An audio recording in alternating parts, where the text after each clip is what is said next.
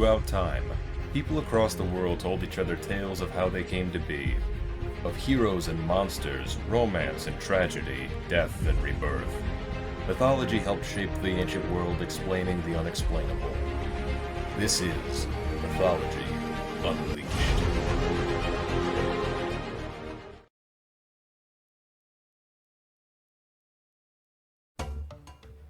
The African elephant is the largest living land animal on Earth, and a creature that practically embodies the animal kingdom and the wilderness as a whole. In addition to its great size, the elephant is blessed with vast intelligence and memory, deep empathy for one another and other creatures, immense strength, large tusks, and its unique trunk. The elephant's trunk is more than just an elongated nose and upper lip.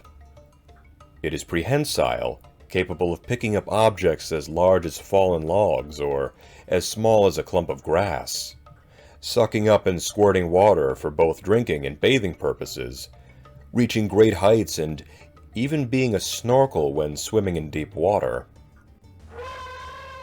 Such an incredible adaptation. One could hardly imagine an elephant without its trunk.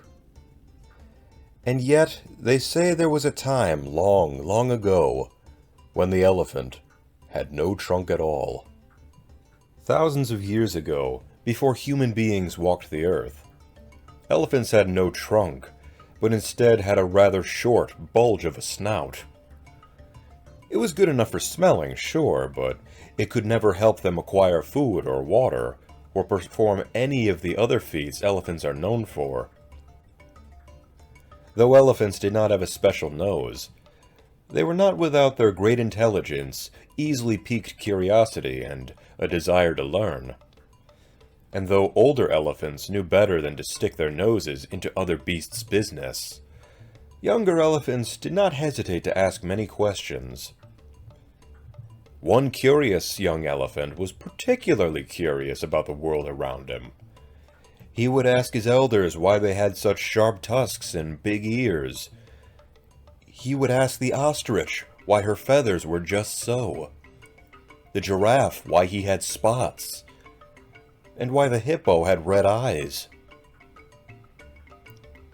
One day, as he strode through the forest, he came across a dark hole in the ground. His curiosity once again got the better of him, and into this hole he poked his nose to see what was there. As the young elephant would soon learn, the hole was, in truth, the home of a particularly large snake. Snakes by nature are not very forgiving creatures, and one cornered in his own home, by a potential meal no less, was quick to attack. In a split second, the snake seized the elephant by the nose and clamped down hard, intending to swallow him whole.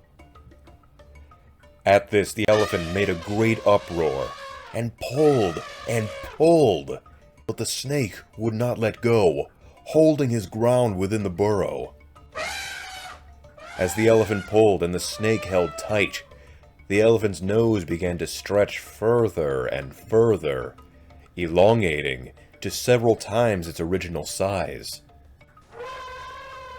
After a lengthy struggle, the hungry snake gave up, and the elephant broke free, though his nose was permanently stretched out into a trunk.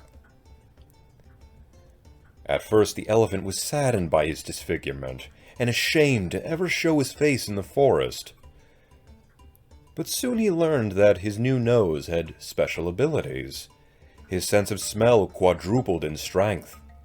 He could reach things so high in the trees, lift objects both great and small, even suck and spray water with his new trunk.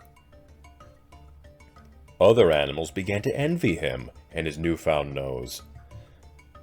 Other elephants began to stick their noses into snake holes and crocodile pools to have their noses stretched out into trunks. The only animal crazy enough to follow this dangerous method was the monkey, who imitated all that he saw. He stuck his face into the snake's burrow and was swallowed whole. From this time on, elephants would have long and powerful trunks, and other animals, especially monkeys, knew not to stick their noses where they should not.